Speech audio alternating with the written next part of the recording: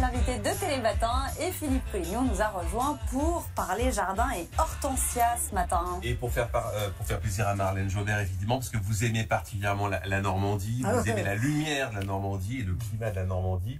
Alors évidemment, on les trouve en Normandie, les hortensias, mais également sur la côte basque, un peu de partout, et aujourd'hui avec d'autres variétés dans toute la France. Petit retard de floraison cette année avec le temps qui n'a pas été extraordinaire. Et puis vous avez aujourd'hui le choix dans les hortensias. Vous avez évidemment les boules, vous savez les fameuses hortensias les boules, plus classiques, les macrophylla. Vous avez les têtes plates, vous avez les paysagers qui font des cônes. Donc il y a toutes sortes d'hortensias et aujourd'hui toutes sortes de nouveautés. Notamment, regardez, cette nouveauté est assez extraordinaire. Elle s'appelle Starlit Rose.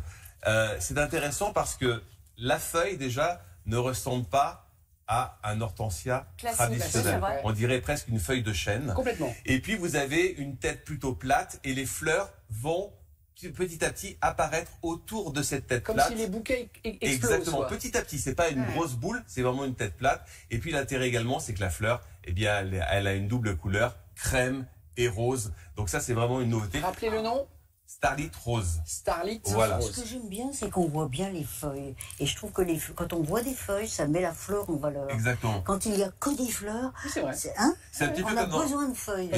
Comme dans un bouquet de fleurs, il faut presque 2 tiers de feuillage et 1 tiers de floraison pour que le bouquet soit mis en... 2 tiers. 2 tiers de plus en plus, les bouquets sont champêtres. Vous avez celui-là aussi qui est extraordinaire. Il s'appelle Tivoli bleu.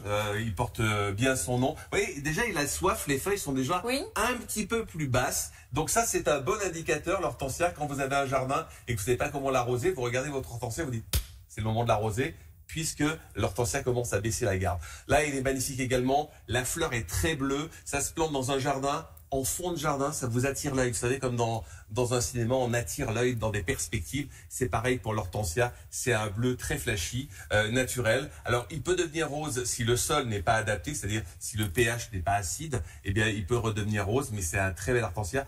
Pareil que l'autre, double couleur, crème et bleu. Et le bleu va finir par être un bleu délavé, presque bleu jean délavé à la fin. Et c'est assez extraordinaire. Et puis souvent... Non, attendez. Pour les avoir bleus comme ça, dites-nous, Philippe, vous avez un petit secret? Pour les avoir bleus, il y a 2 choses. Soit on les plante et on met au fond du trou de l'ardoise pilée, soit il y a des produits qu'on appelle, comme par exemple du bleu de France. On met ça dans l'eau d'arrosage et on les arrose 2-3 fois par an. Toute l'année suivante aussi, parce qu'il redevient rose. Et je sais que vous avez un petit truc aussi, Marlène, c'est-à-dire vous laissez aussi parfois les têtes des hortensias en hiver. Oui, pour pas qu'il y ait du gel. Ça les protège du gel. Et puis c'est très joli aussi, parce que quand le gel recouvre la fleur, avec la lumière de l'hiver, ça donne un petit côté brillant. Et puis souvent on dit que les hortensias, ben oui, c'est des boules, c'est des têtes, etc. Il y a aussi des hortensias grimpants, comme vous avez ici. C'est pas une clématite, ça? Alors si, il y a un hortensia grimpant qui est derrière.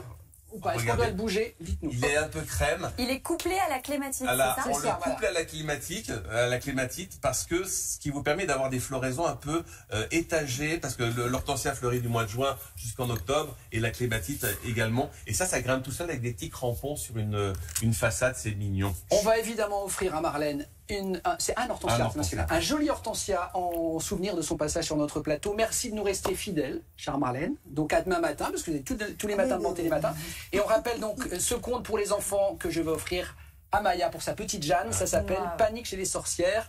Illustration de Jérôme Pellissier. C'est magnifique. C'est pour découvrir la musique de Jean-Sébastien Bach. Merci Marlène. Merci beaucoup d'avoir été avec nous ce matin. C'est moi.